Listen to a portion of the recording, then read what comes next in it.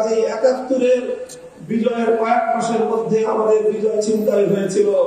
২০২৪ সালের আগস্ট বিপ্লবের পর, যেটাকে দেশের তরুণ প্রজন্ম দ্বিতীয় স্বাধীনতার যুদ্ধ বলে আখ্যায়িত করছে, এই দ্বিতীয় স্বাধীনতার পর আজ আবার সেই পরাজিত শক্তি পেছন দরজা দিয়ে আমাদের পিঠে ছুরিকাঘাত করবার চেষ্টা করছে।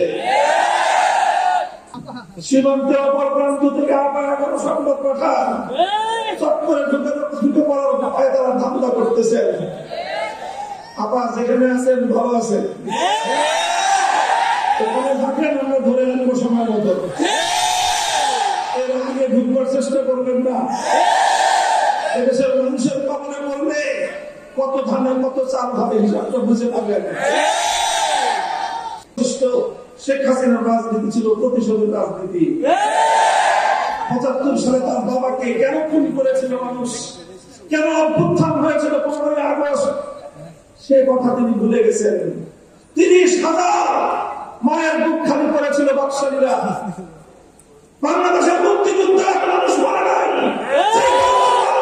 ৭১ থেকে ৭৫-এর ১৫ই আগস্ট পর্যন্ত এদেশে হত্যা করা হয়েছে।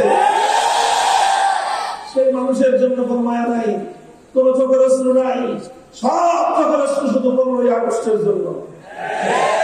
এই বৈষম্য ভালো না।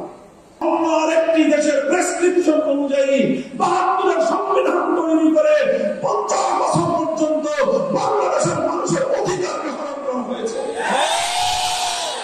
আর সময় এসেছে কথা বলা। আমরা বলতে চাই, এদেশের হাজার বছরের ইতিহাস ঐতিহ্যকে সামনে রেখেই বাংলাদেশের সংবিধান তৈরি হওয়া উচিত। কাজেই ৭১-এর বিজয়ের কয়েক মাসের মধ্যে আমাদের বিজয় ছিনতাই হয়েছিল।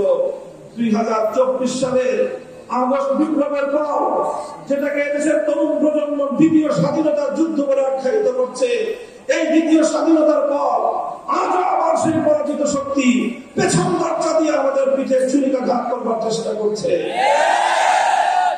আমরা শান্তির জয়গান গাইছি, আমরা সম্প্রীতির কথা বলছি, আমরা ক্ষমার কথা বলছি, অথচ গতকালকেও গোপালগঞ্জে বিরোধী দলের নেতা কর্মীদের উপর হামলা চালিয়ে আওয়ামী ফ্যাসিবাদী স্বৈরাচারী দুঃশাসনের শক্তি এখনো আমাদের ভাইদেরকে হত্যা করছে।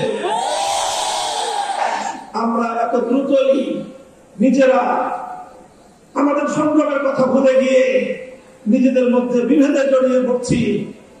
আমি সকল রাজনৈতিক দলগুলোকে বলবো, যারা ফ্যাসিবাদ বিরোধী সংগ্রামে ছিলেন, আন্দোলন করেছেন, ১৫ বছর পর্যন্ত রাতের বেলায় বাসায় ঘুমাতে পারেন নাই, কোনদিন ধান খেতে, কোনদিন জঙ্গলে, কোনদিন নৌকায়, কোনদিন মাঝখানে জীবন আপনাদেরকে যাপন করতে হয়েছে।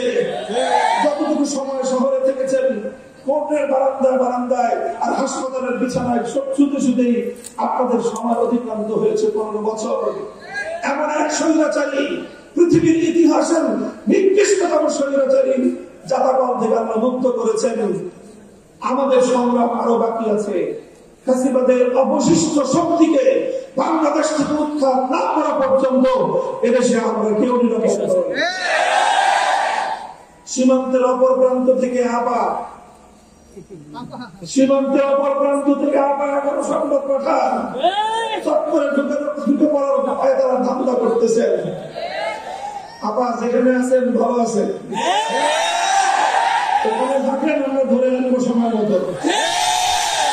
এর আগে ঢুকবার চেষ্টা করবেন না। এদেশের মানুষের কবলে পড়লে কত ধানে কত চাল ভাবে হিসাবটা বুঝে পাবেন। যে সকল মানুষ নিরীহ নিরপরাধ নারী শিশু ১৫ই আগস্টে নিহত হয়েছেন, তাদের জন্য আমরা সমবেদনা প্রকাশ করি। কিন্তু শুধু নিহত তারাই হন নাই, তাদের রক্তের যেমন দাম আছে, ওই ৩০,০০০ মায়ের চোখের অশ্রুর কোনো মূল্য নাই। যাদের সন্তানদেরকে তাগড়া যুবকদেরকে তুলে নিয়ে গিয়ে আপনার বাবা হত্যা করেছিল, সিরাজ শিকদারদের জীবনের কোনো মূল্য ছিল না। যাই হোক, পুরাতন হিসাব, ওই হিসাবে আমি যেতে চাই না।